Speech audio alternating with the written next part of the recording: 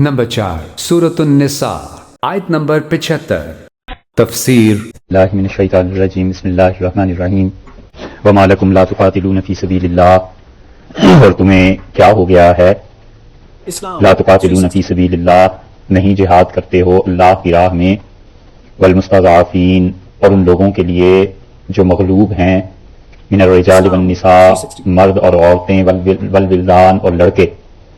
بچے الذین یقولون جو کہ یہ کہتے ہیں اللہ سے دعا مانگتے ہیں ربنا اخرجنا من هذه القرية اے پروردگار نکال ہم کو من هذه القرية اس بستی سے الظالم اہلها کے ظالم ہیں لوگ اس کے وجعل لنا من لدنک ولیا اور پیدا کر دے ہمارے لیے اپنے پاس سے کوئی ایسا جو ہمارا دوست ہو وجعل لنا اور اے اللہ بنا دے من لدنک اپنے پاس سے ہمارے لیے ایسا نصیرہ جو کہ مددگار ہو بات چل رہی ہے پچھلی آیت کریمہ سے جہاد کی اور اللہ تعالیٰ نے جو بات ارشاد فرمائی کہ فلیقاتل فی سبیل اللہ اور چاہیے کہ اللہ کی راہ میں لڑیں وہ لوگ جنہوں نے دنیا کی زندگی کو ختم کر دیا تج دے دی اور آخرت کو خرید لیا یعنی صحابہ کرام رضی اللہ عنہم اور جو کوئی بھی اللہ کی راہ میں لڑے اور پھر سے چاہے شکست ہو جائے جس کی حد اور انتہا یہ ہے کہ وہ اللہ کی راہ میں شہید ہو جائے یا پھر وہ غالب آ جائے دونوں صورتوں میں ہمارا وعدہ ہے کہ ایمان والوں کو اجر دیں گے اب اس جہاد کے سلسلے میں اللہ تعالیٰ نے متوجہ کیا ہے مسلمانوں کو صحابہ کرام رضی اللہ عنہ کو کہ تم لوگ جہاد کرو اور اس لیے بھی جہاد کرنا ضروری ہے کہ مکہ مکرمہ میں حالت دیکھو کیا ہو رہی ہے اور لوگ وہاں پر کس طرح زندگی بسر کر رہے ہیں مظلومیت کے ساتھ تو اس لیے اس آیت کریمہ میں اللہ تعالیٰ نے دو اسباب ذکر کیے کہ آخر کیوں تم پر جہاد ضروری ہے سب سے پہلے اس آیت کے ترجمے کو دیکھیے اور جس طرف اکثر مفسرین گئے ہیں اور جو شاہ عبد القادر صاحب رحمۃ اللہ علیہ وغیرہ نے ان حضرات نے بڑی احتیاط سے ترجمہ کیا ہے حقیقت وہ ہے اور ایک مفہوم جو مرجوح ہے جو زیادہ ترجیح کے قابل نہیں ہے اس کو پہلے دیکھیے کہ وہ ظاہر میں ایسے معلوم ہوتا ہے لیکن محققین نے جس کو ترجیح دی ہے وہ ہم بعد میں بیان کرتے ہیں پہلا مفہوم اس سے یہ نکلتا ہے کہ وما لکم لا تقاتلون فی سبیل اللہ اور تمہیں کیا ہو گیا کیوں اللہ کے راستے میں جہاد نہیں کرتے والمستضعفین من الرجال والنساء اور حالت یہ ہے کہ جو مغلوب ہیں مرد اور عورتیں اور بچے تو اس صورت میں یہ مستضعف کا لفظ جو ہے ضعیف کمزور اس کا تعلق پیدا ہو گیا رجال مردوں سے نساء عورتوں سے اور ولدان لڑکوں سے تو پڑھنے والے نے یوں وقف کیا کہ اس نے کہا وما لکم لا تقاتلون فی سبیل اللہ کیوں اللہ کے راستے میں نہیں لڑتے ہو کیا ہو گیا ہے تمہیں والمستضعفین من الرجال والنساء والولدان اور جو مغلوب ہیں مردوں میں سے عورتوں میں سے اور لڑکوں بچوں میں سے وہ سب یہ دعا مانگ رہے ہیں یہ بعض لوگوں نے ترجمہ کیا ہے لیکن یہ ترجمہ زیادہ پسندیدہ نہیں ہے نصفی رحمۃ اللہ علیہ نے اس کے برعکس لکھا ہے اور امام راضی رحمۃ اللہ علیہ نے تفسیر کبیر میں بھی اس کے برعکس لکھا ہے اور بہت سے حضرات اس کے برعکس کہے ہیں جو زیادہ صحیح قول ہے وہ یہ ہے کہ وما لکم لا تقاتلون فی سبیل اللہ اور تمہیں کیا ہو گیا ہے کیوں نہیں جہاد کرتے ہو اللہ کی راہ میں والمستضعفین اور ان لوگوں کے لیے ان لوگوں کی راہ میں جو تمہاری طرف نظر رکھے ہوئے ہیں جو مغلوب ہیں بس من الرجال والنساء والولدان اور مرد اور عورتیں اور لڑکے بچے الذین یقولون وہ تو یہ دعا مانگتے ہیں کہ ربنا اخرجنا من هذه القرية الظالم اهلها دیکھا آپ نے باقی آیت کا تعلق جو تھا وہ پھر آگے سے ہو گیا نا ادروائز مستضعفین کا تعلق پہلے سے ہوتا ہے اور اگر آپ مستضعفین پہ وقف کریں یعنی مستضعفین تک ایک چیز مانیں تو من الرجال والنساء والولدان یہ تینوں آگے کی طرف لگ جائیں گے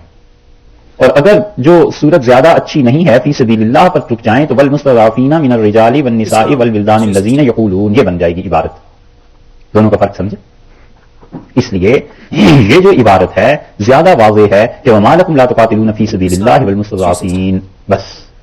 کہ تم کو کیا ہو گیا ہے کہ کیوں نہیں لڑتے ہو اللہ کی راہ میں اور ان لوگوں کے لیے جو مغلوب ہو گئے ہیں ان کے لیے بھی کیوں نہیں لڑتے یہ بات پوری ہو گئی حالانکہ بظاہر آپ دیکھیں گے تو والمستضعفین کا تعلق معلوم ہوتا ہے کہ رجال نساء اور ولدان سے لیکن جو محققین ہیں انہوں نے یہی ترجمہ کیا ہے اور یہی ترجمہ صحیح ہے جو آپ سے پہلے عرض کیا ہے یہاں کوئی انگلش ترجمہ ہے انہوں نے کس کے ساتھ جوڑا ہے والمستضعفین کو اور اس کے ساتھ جوڑا ہے کہ جو لڑکے جو مرد عورتیں اور بچے اس کے ساتھ جوڑ دیا نا کمزوروں کو یعنی بچے جو کمزور ہیں عورتیں اور مرد حالانکہ وہ بات صحیح نہیں زیادہ ہاں اس کا مطلب ہے انہوں نے والمستضعفین تک روک کے پھر آگے سے شروع کیا یہ صحیح ہے زیادہ اچھی چیز ہے حضرت کو دیکھیں شاہ عبد القادر صاحب رحمۃ اللہ علیہ کو وہ ترجمہ کرتے ہیں کہ وما لکم اور تم کو کیا ہے لا تقاتلون کہ نہ لڑو فی سبیل اللہ اللہ کی راہ میں والمستضعفین اور واسطے ان کے جو مغلوب ہیں یہ پورا فکرہ ہو گیا من الرجال والنساء والولدان اور مرد حضرت نے پھر کہا ہے مرد اور نہیں لگایا مرد اور عورتیں اور لڑکے جو کہتے ہیں، یہ ہے دقت نظر، یہ ہے ترجمہ کرتے ہوئے پورے قواعد اور اصول اور ضوابط کو پیش نظر رکھنا کہ یہ کیا کیا چیزیں ہیں۔ تو اب دیکھیے اللہ تعالیٰ نے فرمایا ہے کہ تمہیں کیا ہو گیا، کیوں نہیں لڑتے ہو اللہ کی راہ میں ایک اور دوسرے ان لوگوں کے واسطے جو کہ مغلوب ہیں، مستضعفین۔ یہ جو واو ہے المستضعفین سے پہلے، اس کا عطف اصل میں اللہ پر پڑتا ہے کہ کیوں نہیں جہاد کرتے تم راستے میں اللہ کے اور ان کے لیے جو کہ کمزور ہیں، مغلوب ہیں۔ تو دو وجہیں بن گئی کہ یہ دو وجوہ ہیں، اس بنیاد پر تمہیں جہاد کرنا ضروری ہے، ایک اللہ کی راہ میں اور ایک کمزوروں کے لیے۔ اور اگر وہ ترجمہ کریں جو زیادہ صحیح نہیں ہے تو پھر جہاد کی ایک ہی وجہ بنے گی، اور وہ یہ ہے کہ کیوں اللہ کے راستے میں نہیں لڑتے بس، اور جو کمزور لوگ ہیں، بچے، عورتیں اور مرد، ایسے ایسے کریں۔ تو حقیقت میں دو چیزیں ہو گئیں۔ اس سے معلوم ہوتا ہے کہ اللہ نے جہاد جو فرض کیا ہے اس کی دو وجوہ ہیں، ایک تو یہ ہے کہ دنیا میں کہیں بھی ظلم ہو رہا ہو تو اس ظلم کو مٹانے کے لیے جہاد کرو، کمزور اور غریب اور ایسے لوگ جو پیس دیے گئے ہیں ان لوگوں کو نصرت اور ان کی مدد اور انہیں ظلم سے بچانے کے لیے جہاد کرو، ایک وجہ یہ ہے کہ تم اللہ کی راہ میں جہاد کرو اللہ کی خوشی کے لیے۔ اور یہ مستضعف جنہیں کہا گیا ہے، اس میں سین کا اضافہ ہوا، اور بعض حضرات کہتے ہیں کہ مستضعف کا مطلب یہ ہے کہ وہ لوگ جو کہ مغلوب کر دیے گئے، حقیقت میں کمزور نہیں مگر معاشرہ ایسا ہے کہ انہیں کمزور کر دیا گیا ہے، اور یہ وہ لوگ ہیں جو حضور اقدس صلی اللہ علیہ وسلم کے پاس ہجرت کر کے مدینہ منورہ نہیں پہنچ سکے۔ مکہ میں ان لوگوں کو روک لیا گیا تھا اور اہل مکہ جانے ہی نہیں دیتے تھے اور ان پر ظلم کرتے تھے۔ ان میں مستضعف کی تفسیر میں حضرت عبداللہ ابن عباس رضی اللہ عنہ فرماتے تھے کہ انا و امی، میں اور میری ماں اسی میں داخل تھے مستضعفین میں، کہ ہمیں ہجرت نہیں کرنے دی گئی۔ حضرت عبداللہ ابن عباس رضی اللہ عنہ چھوٹے تھے اور ان کی عمر رسول اللہ صلی اللہ علیہ وسلم کے انتقال کے وقت یہی 11-12 برس کی ہوگی، بس ایسے چھوٹے تھے، تو انہیں نہیں جانے دیا گیا، ان کی والدہ کو۔ اسی طرح ابو جہل کا بھائی تھا عیاش رضی اللہ عنہ، انہیں بھی نہیں جانے دیا گیا، وہ بھی ان میں شامل تھے، اور وہ اس طرح کہ حضرت عمر رضی اللہ عنہ کے ساتھ انہوں نے ہجرت کی۔ اور ایک موقع پہ پہنچ کے کفار مکہ نے ان کا پیچھا کیا اور پکڑ لیا، تو حضرت عمر رضی اللہ عنہ نے کہا ان سے کہ اگر تم ہمارے قریب آؤ گے تو پھر تو لڑائی ہوگی، یا تم نہیں رہو گے یا ہم نہیں رہیں گے، ایک چیز ہو جائے گی، تو تم اپنی راہ لو، مکہ جاؤ واپس، ہم مدینہ منورہ جا رہے ہیں، ہمیں جانے دو۔ اور ابو جہل کے جو دوست تھے انہوں نے کہا کہ عمر رضی اللہ عنہ سے کہ تمہارے ساتھ تو لڑنا نہیں، ہم نے ایک یہ جو ساتھ لے کے جا رہے ہو نا عیاش کو، اس کو بھیج دو۔ انہوں نے کہا یہ میرا دوست ہے، میں نہیں چھوڑ سکتا۔ تو کفار مکہ نے ان سے کہا کہ تمہاری ماں نے قسم کھا لی ہے کہ وہ ہمیشہ دھوپ پہ بیٹھی رہے گی اور سر میں تیل نہیں لگائے گی جب تک کہ تم واپس نہیں جاؤ گے، اور نہ وہ غسل کرے گی۔ انہوں نے حضرت عمر رضی اللہ عنہ سے کہا کہ میرے دوست میں جاتا ہوں اور والدہ کو سمجھاتا ہوں اور آ جاؤں گا واپس۔ حضرت عمر رضی اللہ عنہ نے کہا مت جاؤ، یہ تمہارے ساتھ دھوکہ کر رہے ہیں، اور تمہاری والدہ کب تک دھوپ پہ بیٹھے گی، مکہ کی دھوپ کچھ آسان نہیں ہے، تو ایک دن ضرور سائے میں چلی جائے گی۔ اور رہ گئے سر میں بالوں میں تیل نہ لگانا، تو جب جمعے پڑیں گی تو خود تیل لگا لے گی، اور جب جسم پہ کھجلی ہوگی تو خود نہا بھی لے گی، تم اس بات پہ نہ جانا۔ انہوں نے حضرت عمر رضی اللہ عنہ کی نہیں مانی اور چلے گئے واپس۔ اور جب مکہ مکرمہ کے قریب بالکل پہنچ گئے تو یہ جو باقی لوگ تھے کافر، انہوں نے انہیں جکڑ لیا، رسیوں سے باندھ کے اونٹ پہ باندھا اور پورے مکہ میں گھماتے پھرے، اور انہوں نے کہا یہ جو لڑکے ہیں نا جنہیں بہت زیادہ ہجرت کا شوق ہے، ان لوگوں کے ساتھ ایسا سلوک کرتے ہیں، یہ دیکھو ہم نے جو کیا ہے، ایسے ہی کرو اپنے لڑکوں کے ساتھ۔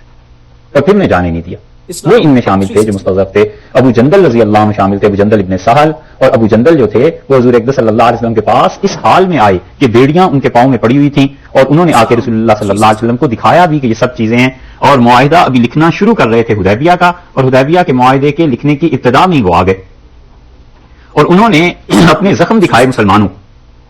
اور انہوں نے کہا کہ مسلمانوں میرے لیے کچھ کرو، اور ہمیں یہ ہجرت نہیں کرنے دیتے، اور میرے باپ نے مجھے ڈال رکھا ہے جیل میں، یہ سب کچھ انہوں نے کہا۔ تو رسول اللہ صلی اللہ علیہ وسلم نے حضرت سہل رضی اللہ عنہ سے بات کی، اور یہ سہل وہ ہیں کہ بار بار لوگ آتے رہے رسول اللہ صلی اللہ علیہ وسلم کے پاس 6 ہجری میں حدیبیہ میں جب صلح ہو رہی ہے تو بار بار لوگ آ رہے ہیں، اور آپ پوچھتے تھے کون آیا ہے، پھر پوچھا کون آیا ہے، اب قریش نے کس کو بھیجا ہے۔ جس مرتبہ آپ کو خیمے میں یہ اطلاع دی گئی کہ قریش سے سہل آئے ہیں آپ سے بات چیت کرنے کے لیے، تو آپ نے فرمایا الان سہل اللہ امرک، اب اللہ نے سہل کر دیا، ہمارا کام بھی آسان ہو گیا۔ اور آپ نے فرمایا قریش آج کے دن جو کچھ مجھ سے مانگیں گے میں انہیں دوں گا، جس چیز پہ صلح کرنا چاہیں گے میں کروں گا۔ اور رسول اللہ صلی اللہ علیہ وسلم جب باہر تشریف لے گئے تو سہل رضی اللہ عنہ نے بات چیت شروع کی، معاہدہ ہو گیا، اور جب لکھنے بیٹھے تو ابو جندل رضی اللہ عنہ آ گئے، اور یہ ابو جندل کے باپ تھے جو بات چیت کرنے کے لیے آئے تھے۔ انہوں نے جو بیٹے کو دیکھا تو انہیں بڑا شدید غصہ آیا کہ میں گھر میں نہیں تھا، تو یہ کسی طرح بھاگ کے آ گیا،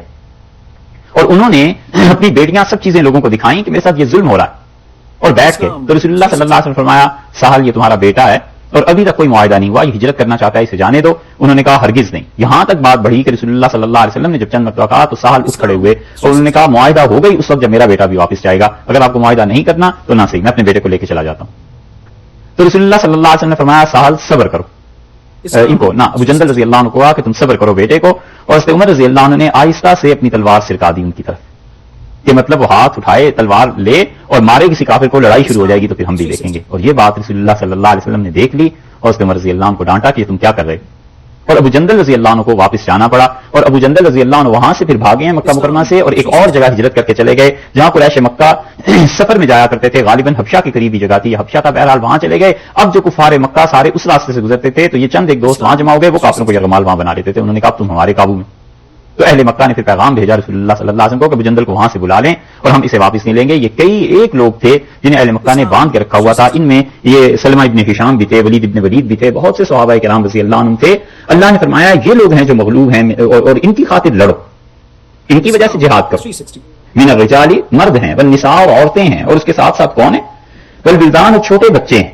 یہ تینوں دعا مانگتے ہیں. الذین یقولون اور اللہ سے یہ عرض کرتے ہیں ربنا اخرجنا، اے پروردگار ہمیں نکال دے، من هذه القرية اس بستی سے. یہ بستی جو ہے مکہ مکرمہ ہے. پورے متفق ہیں مفسرین کہ اس بستی سے مراد مکہ ہے، اور انہوں نے دعا مانگی کہ اے پروردگار یہاں سے ہمیں نکال دے. اور پھر انہوں نے کہا کہ الظالم اہلھا، اللہ یہاں کے رہنے والے لوگ ظالم ہیں، یہ جو ظلم کر رہے ہیں ہم پہ اور ہجرت نہیں کرنے دے رہے اور اس کے ساتھ ساتھ جو پابندیاں لگا رہے ہیں، ایک تو یہ ظلم اور دوسرے ظلم کر رہے ہیں اپنی جان پہ، شرک کر رہے ہیں. دونوں تفسیریں اس کی گئی ہیں کہ یہ لوگ ظالم تھے مکہ والے. کیوں؟ اس وجہ سے کہ ظلم کر رہے تھے مجبور اور محصور اور جو جکڑے ہوئے صحابہ کرام رضی اللہ عنہ میں ان پہ، اور ظالم تھے اس وجہ سے بھی کہ شرک کر رہے تھے اللہ کے ساتھ، اپنی جانوں پر ظلم کر رہے تھے. تو یہ دونوں صورتوں میں اے پروردگار ہمیں اس بستی سے نکال دے. اب دیکھیے ان کے پاس کوئی صورت نہیں تھی سوائے اس کے کہ وہ اللہ سے دعا کرتے رہیں، اور اللہ نے ان کی دعاؤں کو سن کر یہاں پر وہی نازل کر دی اور کہا کیوں نہیں لڑتے ہو ان کے لیے، جاؤ اللہ کے راستے میں لڑو اور ان لوگوں کے لیے لڑو جو مستضعف ہیں، جو کمزور ہیں اور جو بے کس ہیں. اس سے معلوم ہوتا ہے کہ دعا بہت بڑی چیز ہے. 20 مسائل جو انسان کو زندگی میں پیش آتے ہیں اس کا حل سوائے دعا کے اور کچھ نہیں ہے کہ اللہ سے انسان مانگتا رہے. اور اللہ کے ہاں بھی جب قبولیت ہوتی ہے تو اس درجے کی کہ ان مظلوموں کی خاطر اللہ تعالیٰ نے اہل مدینہ کو کہا کہ تم جاؤ اور ان کے لیے لڑو. دعا ایک تو یہ مانگی انہوں نے کہ پروردگار یہاں سے ہمیں نکال اس بستی سے. دوسری دعا یہ مانگی کہ وجعل لنا من لدنک ولیا، اے پروردگار اپنے پاس سے ہمارے لیے کوئی حمایتی پیدا فرما دے. وجعل لنا من لدنک نصیرا، اور اے پروردگار اس کے ساتھ ساتھ کیا کر ہمیں ہمارے واسطے اپنی طرف سے کوئی مددگار بھیج دے. اے اللہ کوئی مدد کرنے والا آ جائے. اور اللہ نے ان کی دونوں دعائیں قبول کر لی. کئی لوگ ہجرت کر گئے 7 ہجری میں، پھر لوگوں نے ہجرت کی ہے. جب رسول اللہ صلی اللہ علیہ وسلم آئے ہیں معاہدے کے تحت 7 ہجری میں، تو ہوا یہ اس وقت کہ 6 ہجری میں تو معاہدہ ہو گیا کہ 10 سال کے لیے آئندہ جنگ نہیں ہوگی.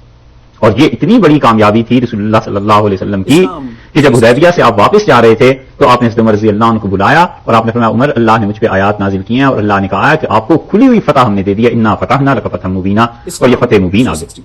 اور اسی لیے صحابہ رضی اللہ عنہ کہتے تھے کہ تم فتح مبین مکہ کو سمجھتے ہو اس کی فتح کو، اور ہم فتح مبین اس صلح حدیبیہ کو کہتے تھے. کیونکہ جب امن کا ماحول قائم ہو گیا 10 سال کے لیے تو رسول اللہ صلی اللہ علیہ وسلم نے اس میں پہلا کام یہ کیا کہ آپ نے یہودیوں پر کاری ضرب لگائی تاکہ ایک بازو کو وہ توڑے نا، ان کا جو مشرکین مکہ کے ساتھ مل کے پلاننگ کر رہے تھے کہ مسلمانوں کو مدینہ منورہ سے نکال دیں. اور دوسرا اس کے ساتھ ساتھ بڑا کام یہ ہوا کہ آپ نے تمام دنیا کے لوگوں کو بادشاہوں کو خط لکھے. طبقات ابن سعد میں آپ وہ خط دیکھ سکتے ہیں، 300 کے قریب خط رسول اللہ صلی اللہ علیہ وسلم نے لکھے. یہ جو لوگ کہتے ہیں نا کہ حدیث لکھی گئی تھی 200 سال بعد، اتنے 100 سال بعد، انہیں یہ نہیں سمجھ آتی کہ یہ خطوط حدیث میں شامل ہیں یا نہیں. رسول اللہ صلی اللہ علیہ وسلم نے مسلسل خط لکھوانے شروع کیے، اس کو مصر کے بادشاہ کو، یمن والوں کو، عمان والوں کو، عراق والوں کو، کہاں کہاں دستور خط تحریر فرما کے بھیجتے رہے ہیں، ایران والوں کو کہ دیکھو اب تم اسلام قبول کر لو. اس سے پتا چلتا ہے کہ جب امن کی حالت ہوتی ہے تو پھر ہر کسی کو کام کرنے کا موقع ملتا ہے. اب بھی دنیا میں اگر امن کی حالت قائم ہو جائے، اسلام میں خود اتنی طاقت ہے کہ اپنی بلبوتے پر کھڑا ہو جائے، اسلام میں خود اتنی طاقت ہے کہ لوگوں کے دلوں میں گھر کر لے. یہ جو امن کی حالت نہیں نہ رہی اور مسلمانوں نے کئی جگہ پر بغیر کسی وجہ کے غیر مسلموں کے ساتھ جنگ اور یہ چیزیں شروع کر دی ہیں، اس وجہ سے بھی پٹائی ہو رہی ہے کہ امن کی حالت نہیں. ورنہ حضور اقدس صلی اللہ علیہ وسلم کیسے معاہدہ کر سکتے تھے 10 سال کے لیے ہم میں سے کوئی نہیں لڑے گا. امن کی حالت آ گئی اور پورے عالم میں اسلام پھیلا ہے. اور یہاں تک کہ آپ اندازہ کر لیجئے 1400 آدمی تھے حدیبیہ میں جب یہ معاہدہ ہوا ہے، آئے ہوئے ہیں عمرے کے لیے، اور رسول اللہ صلی اللہ علیہ وسلم صرف اس کے 2 سال بعد ہی تو آئے ہیں فتح مکہ کے لیے، اور 8000 آدمی. یہ اسی کا نتیجہ تھا کہ امن قائم ہو گیا، سب طرف اطمینان ہو گیا کہ اب کوئی لڑائی نہیں ہوگی، اب کوئی کسی سے نہیں لڑے گا، امن سے لوگ رہیں گے. تو جب امن سے لوگ رہیں گے تو بس پھر ٹھیک ہے، پھر اپنا اپنا کام کرو. یہ امن کی حالت اب بھی اگر اسلامی ممالک میں بھی قائم ہو جائے اور امن کی ایسی حالت قائم ہو جائے کہ لوگوں کو بالکل کھٹکا نہ رہے معاش کا اور امن کا اگر اطمینان رہے، تو مسلمانوں میں خود اسلام غالب آ جائے. بہت سی چیزیں ہیں ایسی جو قائم نہیں ہیں ان معاشروں میں، نتیجہ یہ کہ اسلام کو، مذہب کو نقصان پہنچ رہا. یہ امن کی برکتیں تھیں.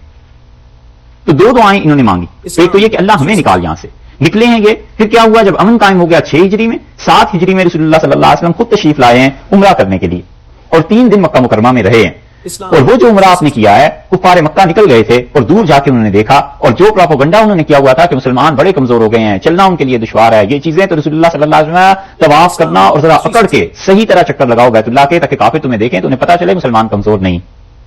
اور وہ جو رمل کہلاتا ہے نا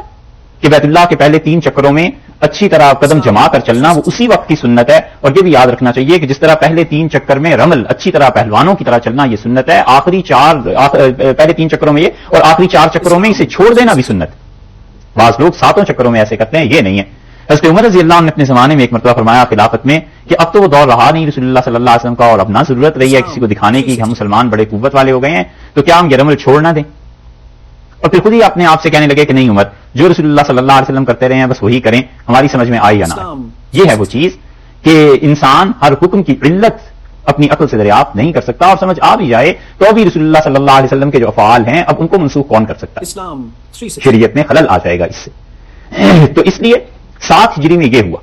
جب عمرہ کر کے مسلمان گئے ہیں، پھر اللہ نے توفیق دی بہت سے کافروں کی کہ وہ اسلام کو قبول کریں، اور پھر آئے ہیں خالد بن ولید رضی اللہ عنہ، اور پھر اسی سال آئے ہیں عثمان بن طلحہ رضی اللہ عنہ بھی، اور اسی وقت آئے ہیں یہ عمر بن العاص رضی اللہ عنہ بھی. یہ سارے حضرات بھی اس وقت گئے ہیں. پھر ہجرت شروع ہو گئی آہستہ آہستہ، اور مسلمانوں کو 7 ہجری میں پھر معاہدہ اس کے بعد باطل بھی قرار پایا، بلکہ 8 میں باطل قرار پایا ہے. تو لوگ جاتے تھے اسلام کو قبول کرتے تھے.